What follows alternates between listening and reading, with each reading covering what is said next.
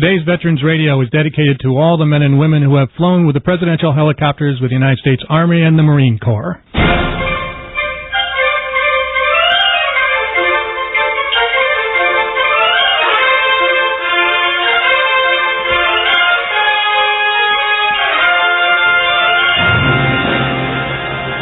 Live from the Veterans Radio Studio, Ave Maria Network in beautiful Ann Arbor, Michigan, this is Veterans Radio.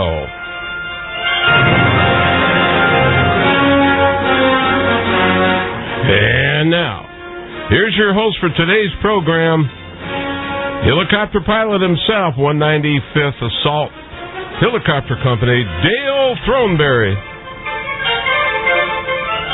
And good morning, America, and welcome to Veterans Radio. It's such a pleasure and honor to be talking to you again this beautiful Saturday morning. Spring has finally sprung, it looks like. The temperatures are above 30, and we're all very happy here in Ann Arbor. Coming to you from the Veterans Radio studios at Ave Maria Radio in Ann Arbor. I want to get one technical glitch out of the way. Our webcast is not functioning again today, and I apologize for that, so we won't be having some of the amazing pictures that our guest is going to be talking about today. In fact, our guest coming up in about 5 minutes is Lieutenant Colonel Gene T. Boyer, who is a White House pilot, and he's been promoting his new book. It's called Inside the President's Helicopter. You've got to pay attention to this because Colonel Boyer flew helicopters with Presidents Johnson, Nixon, and Ford. He's got some amazing tales to talk about, and you got to stay tuned because we're going to be talking to you about some things I bet you didn't know about President Johnson and Nixon. Who's the good guy? I'll hold that till later. In the meantime, we've got a couple of announcements that we would like to make. So we're going to go to our next segment right now, which is always the Welcome Home, and we're not welcoming home a specific unit today, but on Veterans Radio each week, we like to welcome home the men and women of America's military who are serving around the world.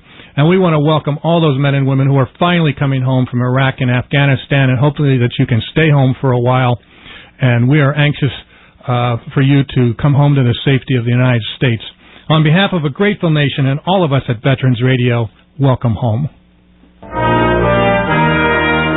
And we are back on Veterans Radio, and in just a moment we're going to be introducing you to an original Sky Pilot. And Sky Pilot was one of the themes of our company when I was in Vietnam, and I know it was probably the theme song for a lot of helicopter pilots over there. But joining me on the radio right now is our guest, Lieutenant Colonel Gene T. Boyer, the author of Inside the President's Helicopter. Gene, welcome to Veterans Radio.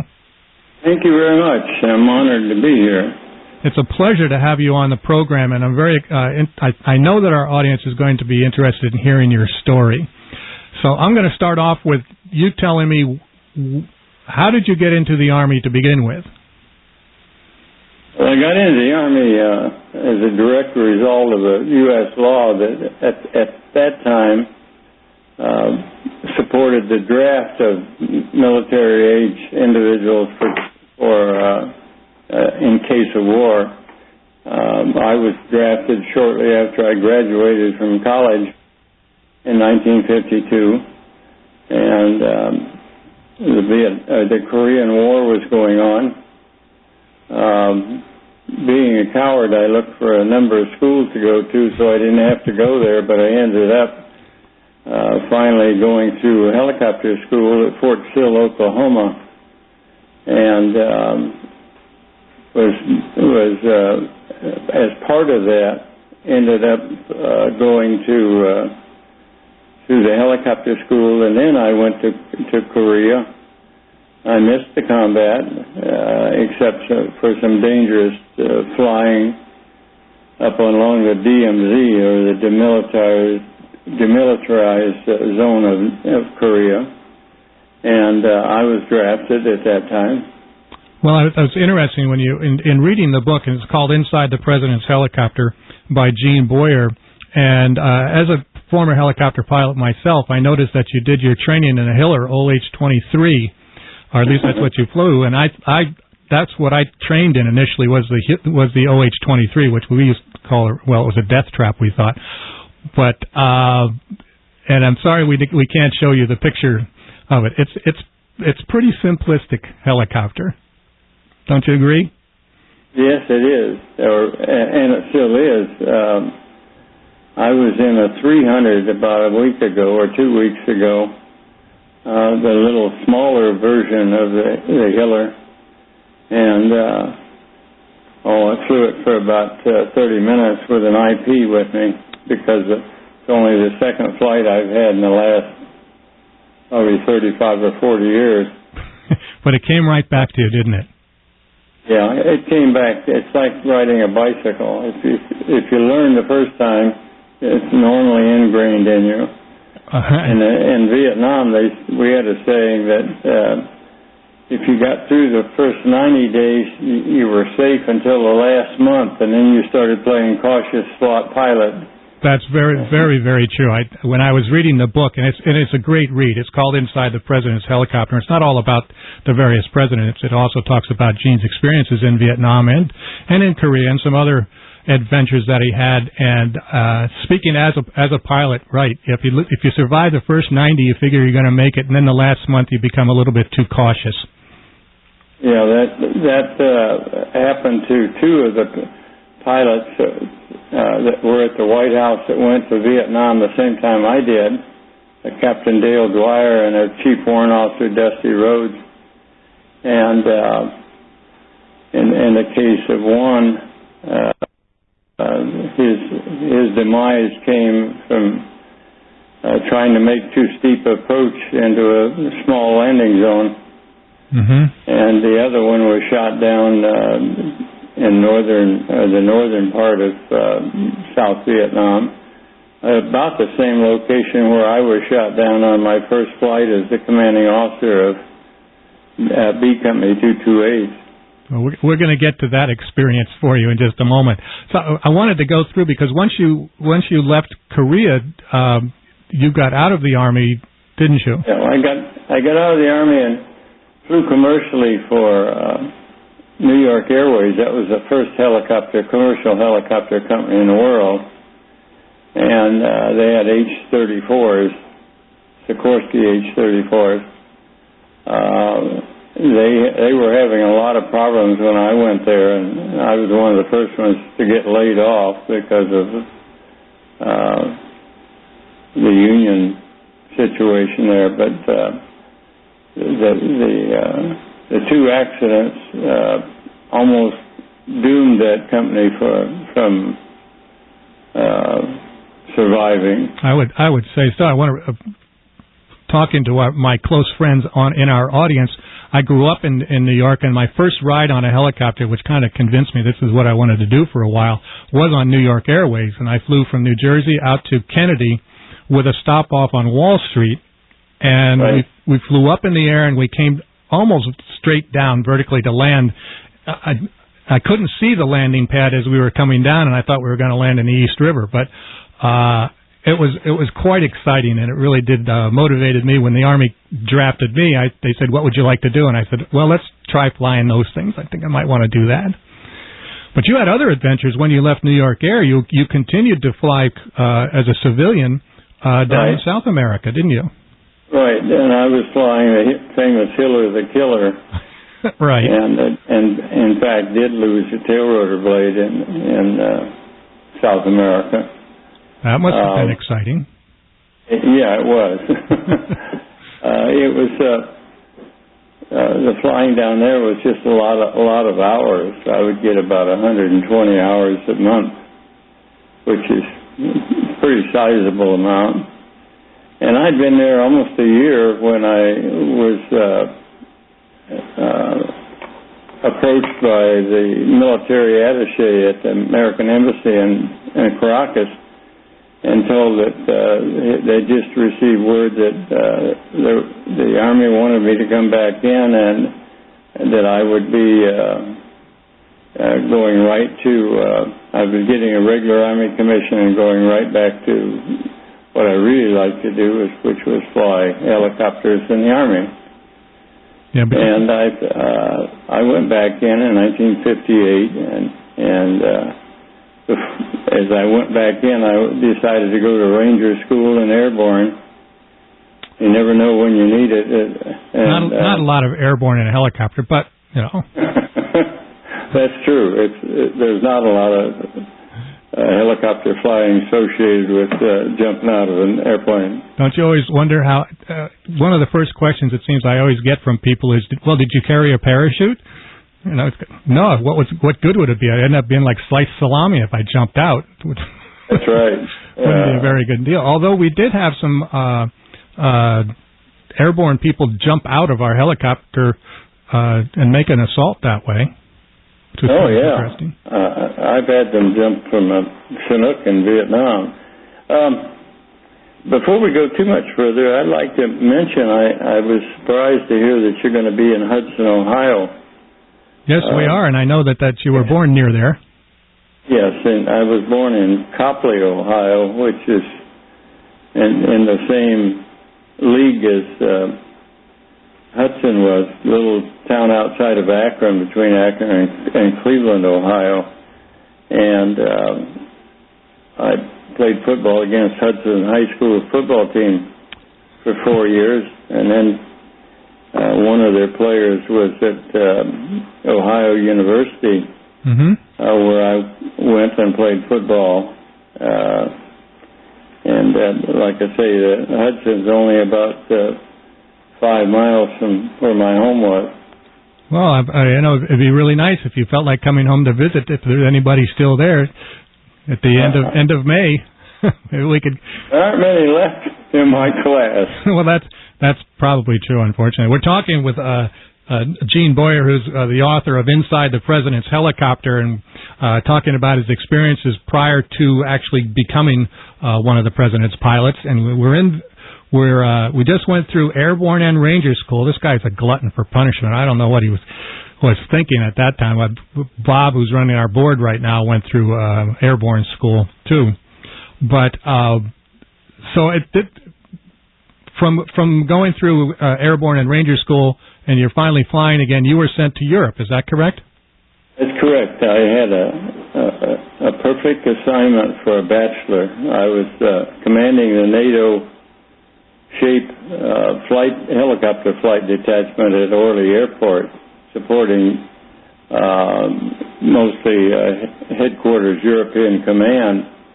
And I flew there for 2 years, and about a year into it, a little over a year into my assignment there, I was notified that I'd be supporting ex-President Eisenhower with Walter Cronkite doing a TV documentary called D-Day Plus 20.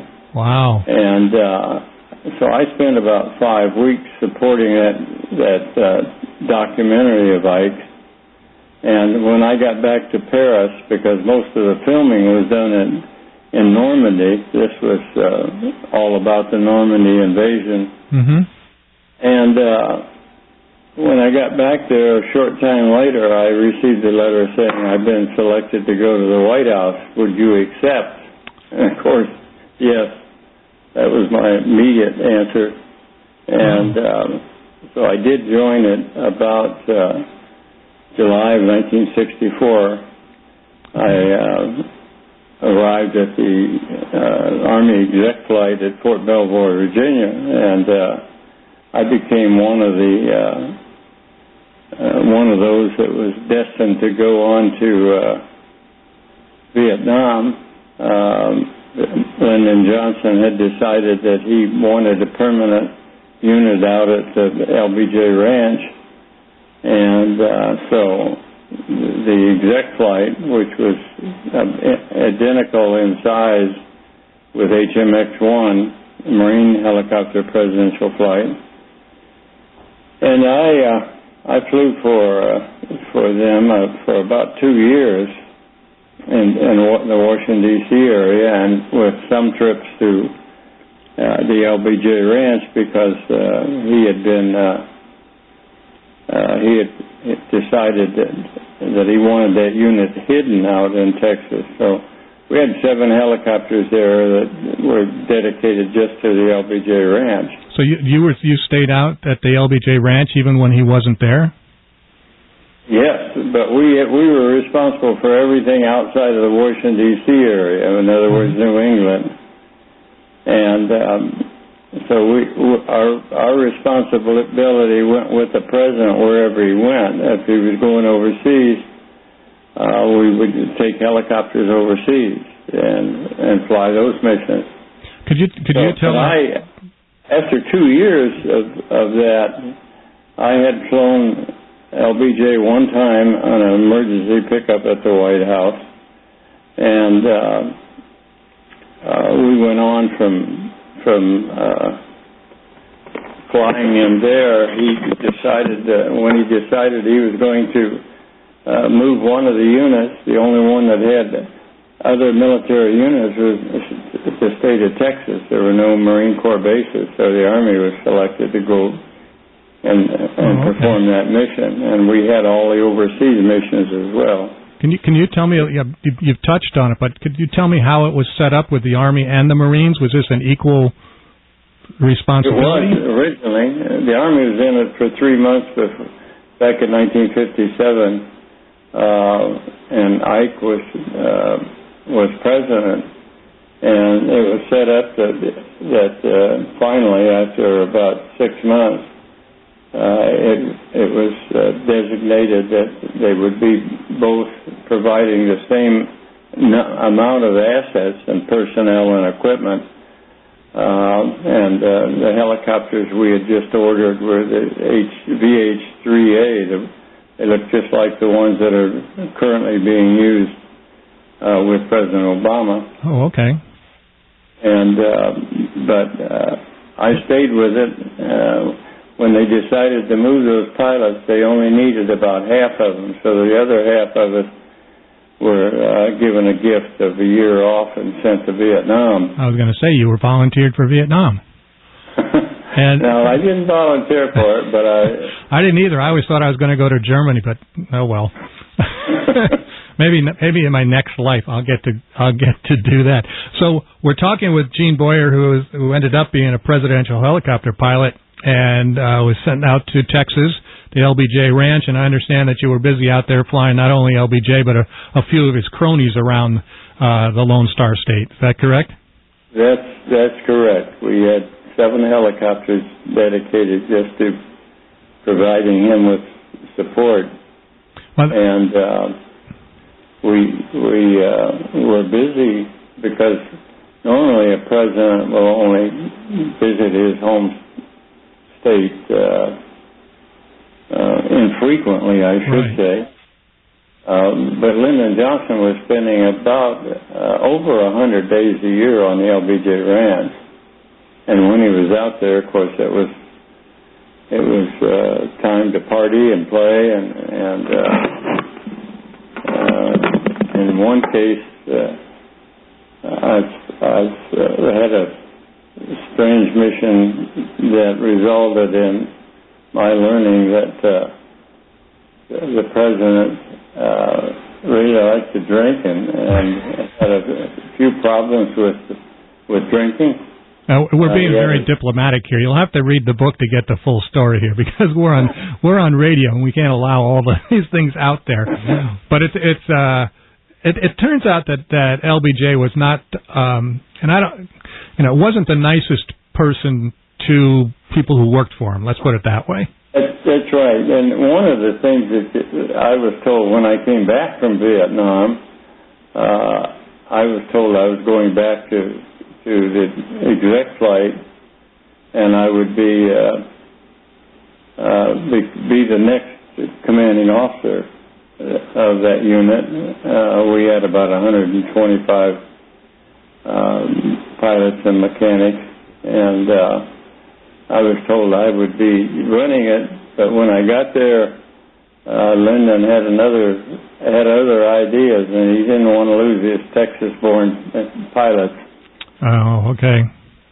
So when I got back there, rather than being the CO and the commanding officer of the unit, but also I had the most helicopter time, I think, of anybody in the Army because of my civilian flying.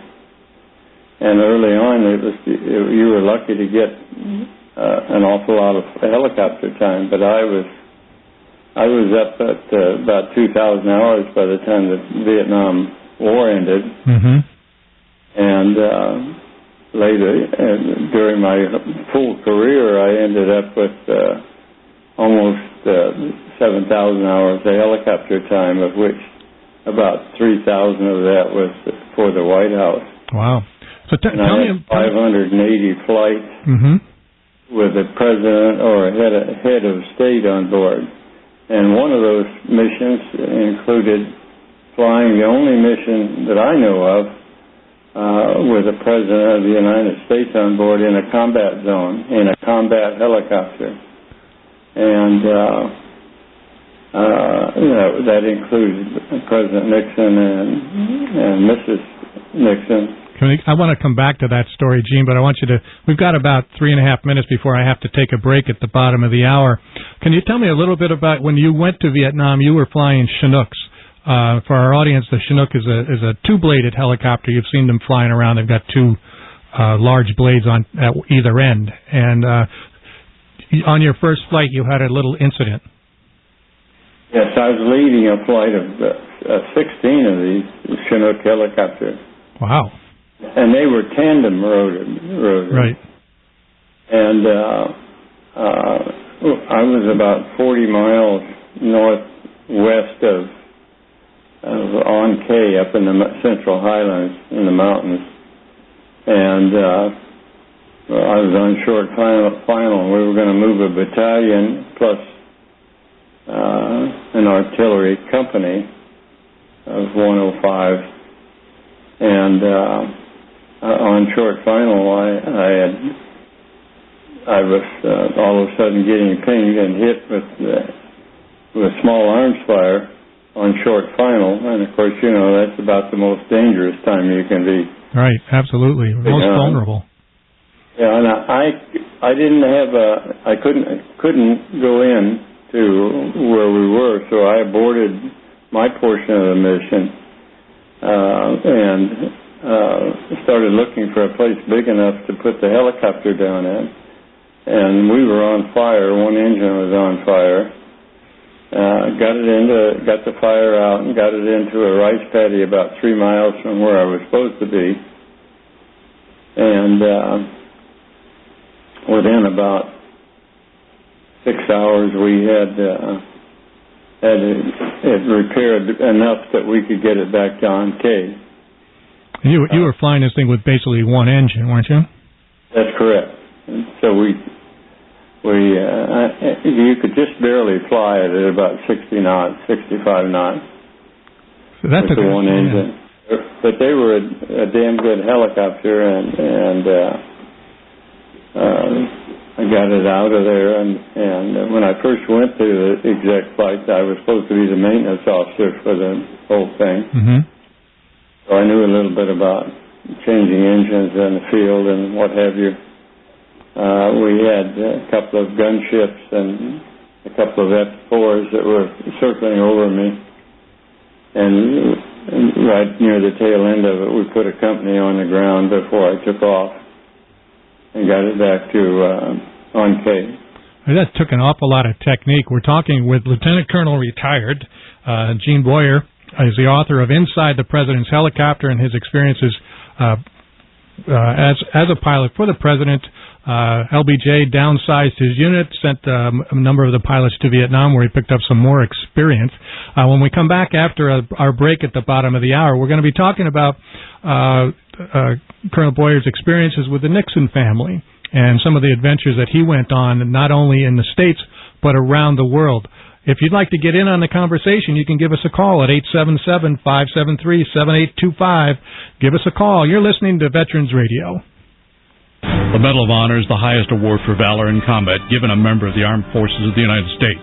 There have been over 3,400 recipients of the nation's highest award. This is one of them. Army Captain Ed Freeman flew 14 rescue missions under intense enemy fire, saving 30 seriously wounded soldiers. Details after this. Check it out, it's the Terminator. Hey, when'd you get back, huh? Did you have to shoot anyone? Why are you so distant? Are you not happy to see me? So what's the deal? You gonna get a job now or what? Why are you being so jumpy? Put all that stuff behind you, okay? No one knows what it's like to come back from Iraq or Afghanistan unless they were there. Join other veterans at communityofveterans.org because we know where you're coming from. Brought to you by Iraq and Afghanistan Veterans of America and the Ad Council. As a flight leader, Freeman supported a heavily engaged American infantry battalion in the Ai Trang Valley in the Republic of Vietnam. The unit was almost out of ammunition after taking some of the heaviest casualties of the war, fighting off a relentless attack from a highly motivated, heavily armed enemy force.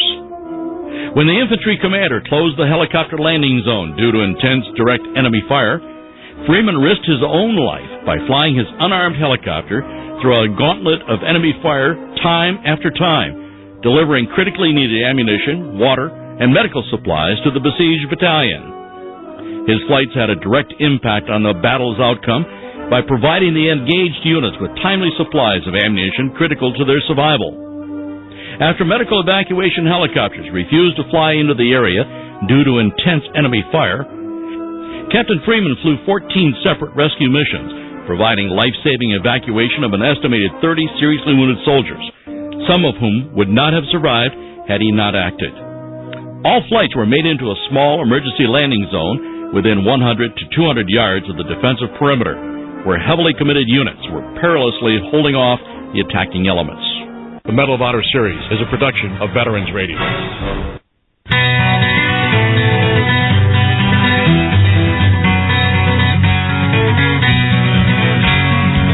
got a letter from LBJ. It said, "This is your lucky day. It's time to put your khaki trousers on. Though it may seem very queer, we've got no jobs to give you here, so we are sending you to Vietnam." I got one of those letters. Welcome back to Veterans Radio, and we are talking with Lieutenant Colonel Gene Boyer, retired United States Army helicopter pilot who flew with Presidents Johnson, Nixon, and Ford. And I want to just read a couple of things about out of his book. His book is entitled Inside the President's Helicopter. It's available pretty much everywhere. You can get it on Amazon and at Borders and so forth. But 21 years in the Army in Korea, combat service in Vietnam, 10 years as a White House executive flight pilot, 7.5 years as executive flight commander, over 6,900 total time in a helicopter, only 117 in one of those fake airplanes, 368 hours of combat time. Those are combat missions, not necessarily the hours he flew in Vietnam. Nearly 650 flight hours with a president, first lady, or world leader on board. Approximately 580 what they call Code 1 presidential missions, 3,000 executive flight missions, 2 flights with former President Eisenhower, 7 with Johnson, 450 with Nixon, 56 with Ford, 2 flights with future President Ronald Reagan, 55 flights with foreign heads of state, and flew helicopters in 49 states and 17 foreign countries. Whew! I guess you could retire now, can't you? I could, but I don't know. It doesn't seem to work out that way. I know. So we've gone with LBJ. LBJ, you ended up going to Vietnam, and you came back and flying for LBJ for a little bit of time, and then Nixon comes into office. Tell us about that experience.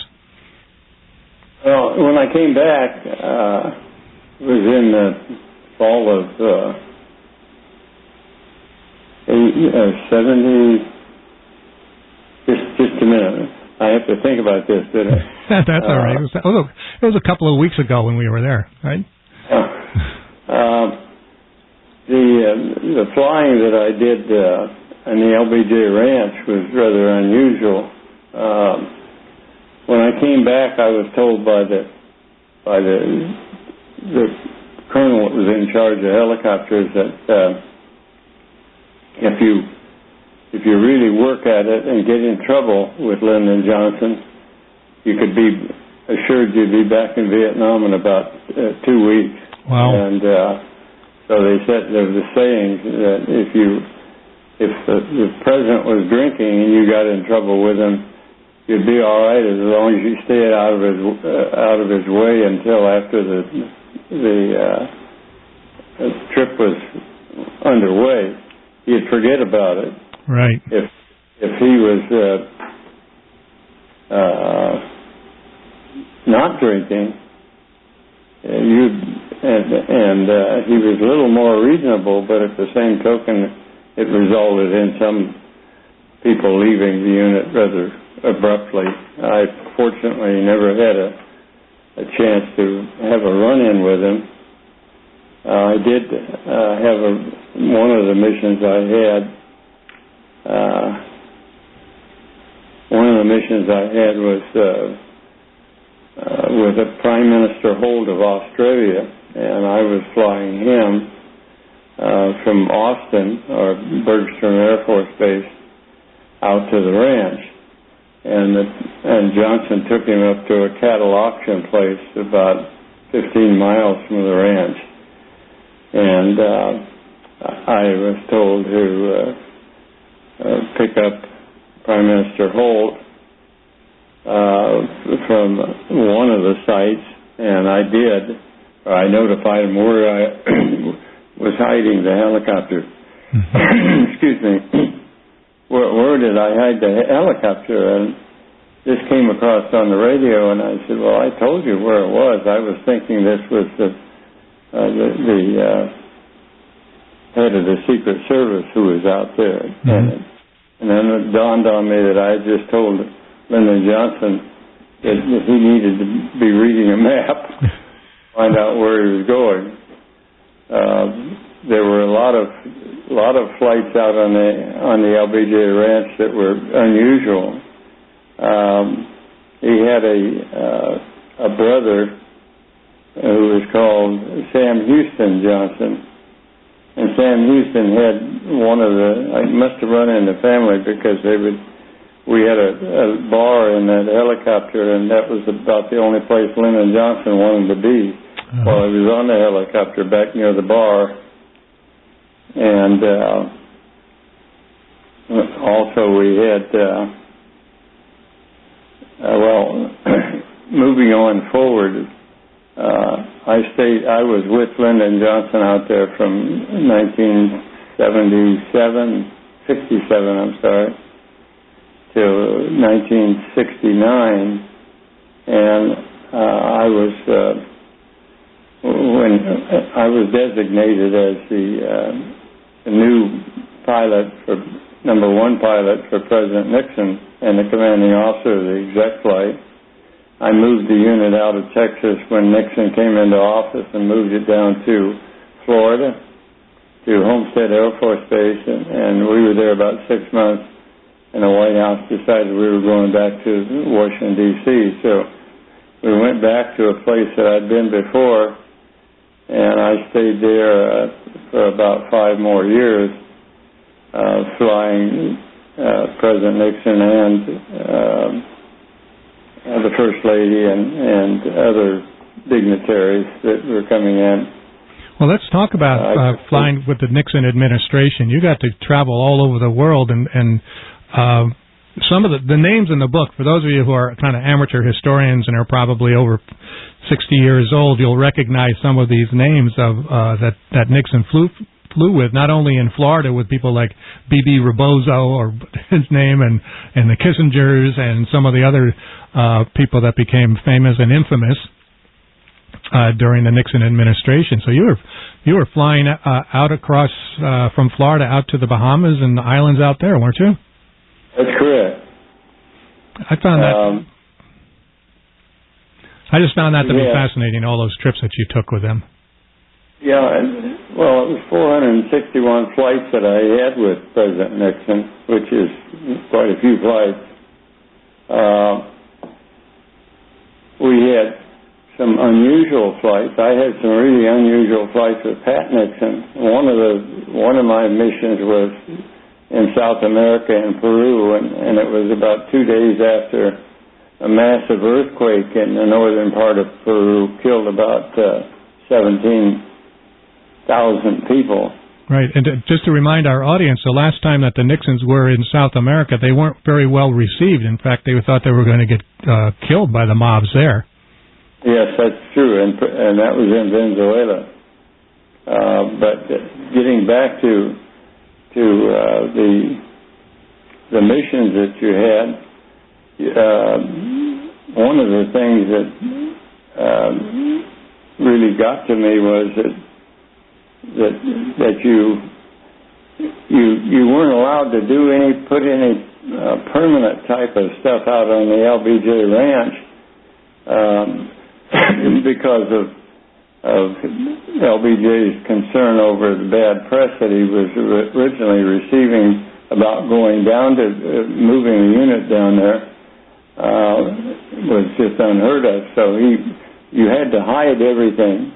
You couldn't set up the right type of navigation features that you needed out in the Texas Hill Country, and that was pretty wild little period of time.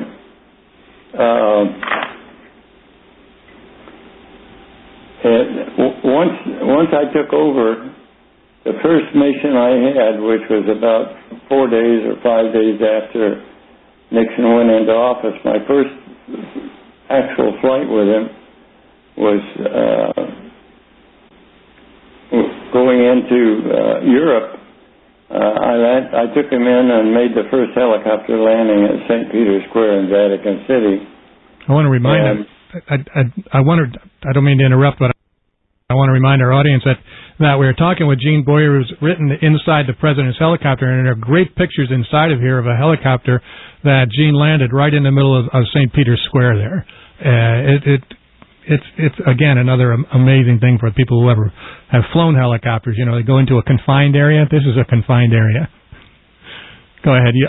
I didn't. There were about 300,000 people standing out there waiting for us to land. We also landed on that same trip in Bonn, and also were supposed to fly in England and London and take the president out to Chequers, which is the Camp David of the British aristocracy. And I also took President Nixon into Drumorland Castle in Ireland, which was right near where his ancestral home was. And during that period of time, we were constantly just going from one location to another all over the world. The trip that was involved in July of 1964, we set up and had a mission into Vietnam, and it was a difficult mission. It was part of another trip that I had. Gene, I'm going to ask you to hold there because we're coming up on another break, and we can get into that story about taking President Nixon into Vietnam without telling anybody about it. And then I want to get back and talk a little bit more about the trip to Egypt and some of the other amazing places that you went with. We're talking with Lieutenant Colonel retired Gene Boyer, author of Inside the President's Helicopter. It's a great read for all of our listeners out there. You can find it on Amazon. We'll be right back after these messages. You are listening to Veterans Radio. We're back on Veterans Radio, and we're talking with Lieutenant Colonel Gene Boyer, author of Inside the President's Helicopter. And we're talking about a mission that he had where he took the Nixons to Vietnam, but nobody knew they were going to be there. And I think I don't know what year that was, but I know one mission I was on standby, it seemed, for days waiting for these guys to come into town. But anyway, Gene, tell us a little bit how you got the logistics of getting them in country. Well, it was the goal that we had, or the mission that we had in the Army exec flight, was to be prepared to go at 5 minutes notice. And in the case of standbys at the White House, for 2 years, I was involved in standbys that lasted it seemed like forever. We had to be on the White House lawn once the emergency was put into effect, and you had to be there in less than 5 minutes. And I could set that up, and that was to evacuate selected people to sites around the country. So in the case of the mission to Vietnam, I had a publicized mission to fly the president out to the splashdown on Apollo 11. My people flew the mission for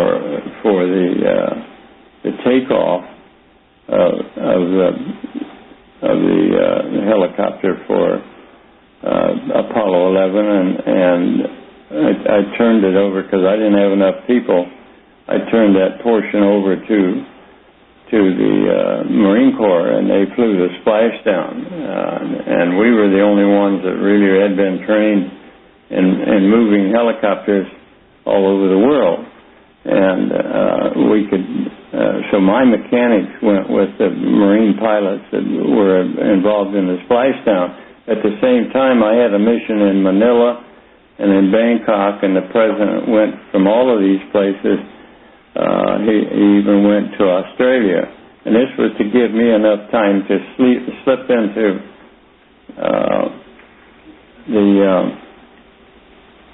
the job back into Vietnam, so that we could fly the president there without anybody knowing about it.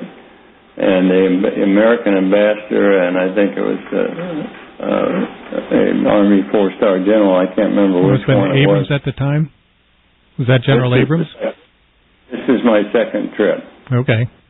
And at any rate, we went in.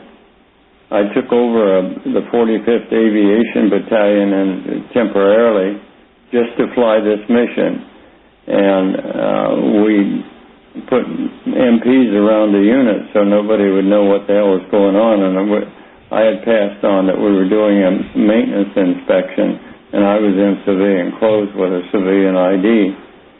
And I had a warrant officer by the name of Brindle that was my co-pilot.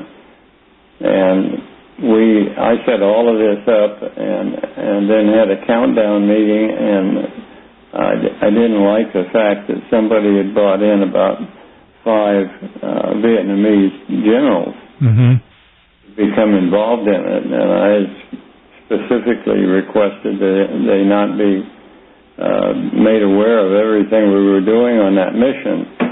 I took over the mission and I actually flew it up from Saigon up to Xi'an, which wasn't very far, but it was in the middle of the 1st Infantry Division's right. Yeah, you were in 3 Corps area. Very familiar with that area. That's where I did most of my flying in 3 Corps area. Yeah, and of course, we had a situation where I actually flew both of them. I flew Pat Nixon in and the president in for a quick meeting with President Nguyen Van Tu, and we flew the mission. I flew Nixon 5 times and the First Lady just once. And they had changed the mission after I left Washington to go over there. And we had a situation with where Pat Nixon was involved in it. And what happened was we were told that actually this involved, I'm going to skip forward because this is kind of important. One of the things that we did was I took the First Lady into that place, and about 30 years later, 35 years later, I followed the news pretty closely, and there was a photo of Pat Nixon going into Bosnia, and she said that... Hillary Clinton, you mean? Hillary Clinton was going into the mission. At any rate, I got a telephone call, and the call said it was from the Washington Post, and another one came in almost immediately thereafter, and that was from the New York Times, and they asked me a question. They said that they had a photo of me with Pat Nixon. Where was that taken? I said, in Saigon, or outside of Saigon. It was a big embarrassment because Pat Nixon knew no fear, and she would go almost anywhere, and she had done that in South America, she did it in Africa, and she did it all over. She was extremely brave, and I was pleased to be selected to take her up into the mountains of Peru, in the northern part of Peru.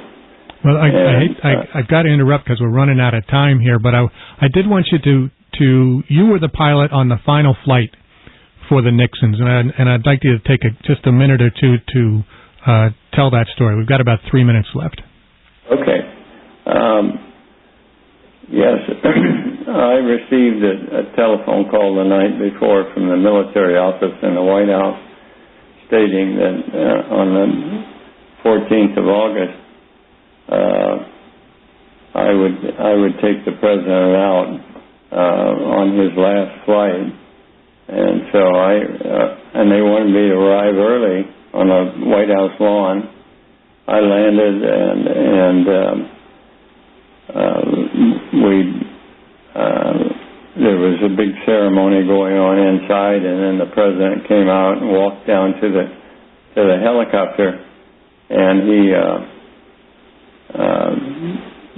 went up on the steps and put his hands and arms up in the air with a victory sign, and then got on board, and we closed up the helicopter, and I flew him to Andrews Air Force Base.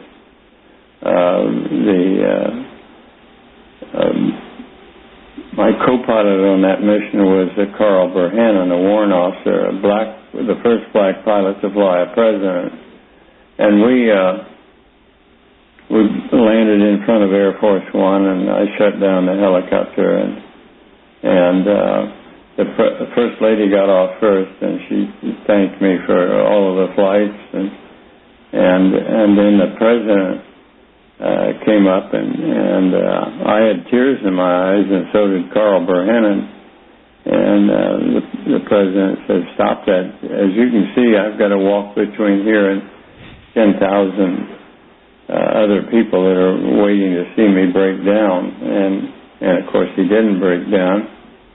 I took off and got out of their way, and that was the end of Nixon's program. And he actually became an ex-president over on Air Force One on that day, right? 14 August 1974. Well, Gene, I'm sorry we've run out of time again. There are many other stories that we could have included, but you've got to get the book out there, folks. It's Inside the President's Helicopter by Gene Boyer. It's a great read, and Gene, I want to thank you so very much for being on Veterans Radio, and hopefully we can get you back on again. Yeah, there were a couple of good stories. The one about Sadat and Mubarak, who I worked with. Right, and I have to stop now, but we will get you back on to tell those stories. So I want to thank you so very much for being on Veterans Radio. For our audience out there, tune in next week for another fantastic story about real live American heroes, ordinary people who've done extraordinary things with your lives. Until next week, you are dismissed.